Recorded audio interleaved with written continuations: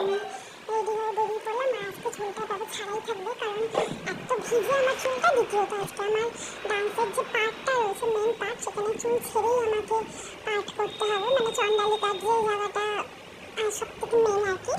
তো সেই জন্য আমি চুল ছেড়েই একদম রেডি হয়ে নিচ্ছি। আর এটাকে একদম নর্মালি সিম্পলি রেডি হয়ে নিলাম যাওয়ার জন্য, কারণ প্রচণ্ড গরম পড়েছে।